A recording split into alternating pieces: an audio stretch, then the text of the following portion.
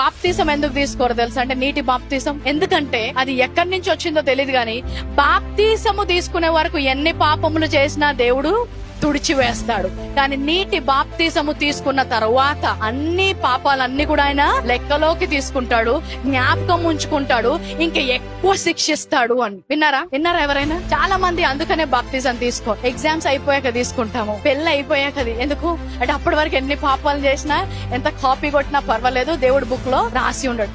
వాక్యం ఏం చెప్తుంది? వారి దోషముల విషయమై దయ కలిగి వారి ఎన్నడూ జ్ఞాపకము చేసుకోనడంట. అర్థమైన వాళ్ళు చప్పట్లు కొట్టండి. ఎన్నడికి జ్ఞాపకం చేసుకోను అంటే నువ్వు రక్షణ పొందేంత వరకేనా, నువ్వు నీటి బాప్తీసము తీసుకునేంత వరకేనా. నీ పాపములను నేను నీటి బాప్తీసము తీసుకున్న వరకే జ్ఞాపకం ఉంచుకొనను, కానీ బాప్తీసము తీసుకున్న రోజు నుంచి హెడ్ లైన్స్ లాగా రెడ్ లెటర్ లో ఒక సపరేట్ బుక్ లో రాసుకొని ఉంటానని రాసుందా బైబుల్ ఎక్కడైనా? పాపము చేయడము మంచిది అనట్లేదు. పాపానికి there are consequences to the sin. దానికి ప్రతిఫలం ఉంటుంది. ఫర్ ఎగ్జాంపుల్, ఒక వ్యక్తి సిగరెట్ తాగుతున్నాడు అనుకోండి, సిగరెట్ తాగుమనట్లేదు. సిగరెట్ తాగితే తప్పకుండా నీ శరీరానికి హాని కలుగుతుంది, నీ లంగ్స్ కి క్యాన్సర్ వస్తాయి, మూతి క్యాన్సర్ వస్తుంది. సిగరెట్ డబ్బా మీదనే ఉంటది, క్యాన్సర్ ఫోటోస్ ఉన్నా కూడా. సిగరెట్ తాగడం వల్ల ఈ రోజు నీకు మంచిది అని చెప్పట్లేదు. నూతన నిబంధన ఏమంటుందంటే నువ్వు సిగరెట్ తాగినంత మాత్రాన దేవుని ప్రేమకు దూరం అయిపోలేదు. ఆయన నిన్ను పాపిగా చూడట్లేదు,